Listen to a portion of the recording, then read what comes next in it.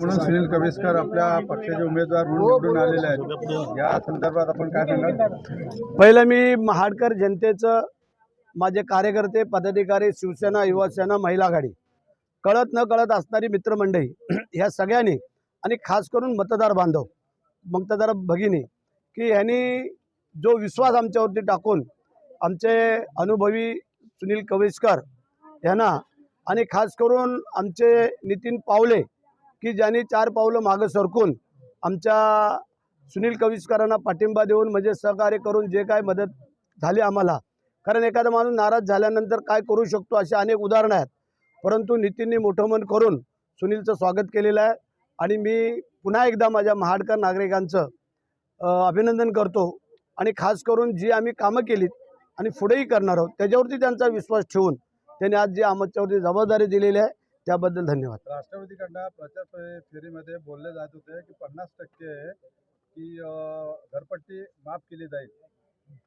नाही, ठीक आहे ना, काही गोष्टी बोलण्याला पैसे द्यावे लागत नाही आहेत, पण काम करायला पैसे द्यावे लागतात। त्याप्रमाणे नगरपालिकेची स्थिती, परिस्थिती, लोकांची स्थिती त्याच्यावरती आम्ही सगळे विचार करू आणि मग ठरवू।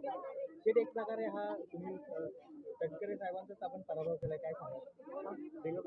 ठीक आहे, आता ही निवडणुका जनतेच्या हातात असतात आणि जनता जे ठरवल ते तुम्ही आम्ही कोणच काय करू शकत नाही आहे आणि जनतेने दाखवून दिलं इथं फक्त शिवसेना आणि शिवसेनाच, बाकी काय नाही आणि म्हणून त्यांनी आमच्याकडे डोकावून बघू नये हा एक छोटासा इशारा आहे। रायगड जिल्ह्यात त्या एकदम बोटावर मोजण्यात काय पडलेले आहेत, तुम्हाला असं वाटतं तुम्ही कुठे कमी पडले? फार दुःख झालं नाही, कमी आम्ही नाही पडलो। त्याचं कारण असं आहे की ह्या निवडणुकाच अशा असतात म्हणून माझी सक्त ताकीद होती की मी एक 10 वर्षापूर्वी जो अनुभव घेतलेला होता जिल्हा परिषद पंचायत समितीला, माझी शिवा तांबे म्हणून एक पंचायत समितीची बिरवाडची सीट 3 मतांनी गेली होती, 5 मतं आणायची त्याच्याकडनं राहून गेली होती स्वतःची आणि 3 मतांनी सीट गेली। तेव्हापासून मी ठाम सांगतो, जरी अहमदाबाद, बडोदा, सुरत, मुंबई, ठाणे, पुणे, गुजरात कुठेही जरी मतदार असले तरी त्यांना घेऊन यायचे, ही माझी सक्त वॉर्निंग होती, विचारा त्यांना। आणि ज्या वेळेला मग अशा 5-10 मताच्या फरकाने सीट जातात तेव्हाला मग आपण शोधत बसतो, अरे ती माझी 4 मतं नाही आली, ती माझी हक्काची 5 मतं नाही आली, हा त्यातला फरक आहे। रायगड जिल्ह्यातला कौल पाहता तुम्हाला काय वाटतं? काय वाटतं म्हणजे मला तरी आता असं वाटतंय की 1 नंबरला आम्ही राहू, 2 नंबरला बीजेपी राहील। महाड नगरपालिका म्हणजे जगतापांचीच वर्चस्व होतं, आता ते गोगावलेंचं वर्चस्व नाही, गोगावल्यांचं असं आम्ही नाही कधी म्हणणार, हे माझे कार्यकर्ते, पदाधिकारी, जनताने महाडकरांचं वर्चस्व आहे, लक्षात आलं का? हे असं वैयक्तिक कोणाचं वर्चस्व सांगून मागून मिळत नसतं, त्याला मेहनत करावी लागते आणि त्या मेहनतीचं फळ आज आम्हाला मिळालेलं आहे।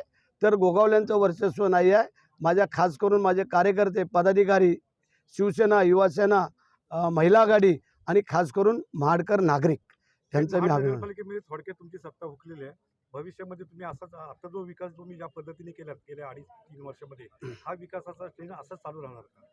100% सत्ता हुकलेली नाही, सत्ता आलेली आहे। नगरसेवक 1-2 कमी पडलेत आम्हाला, पण हरकत नाही आहे। आता बघूया अजून आगे क्या होता है। राजकारणात सकाळचा माणूस दुपारी कुठं असेल आणि दुपारचा संध्याकाळी कुठं असेल हे सांगू शकत नाही। चलो।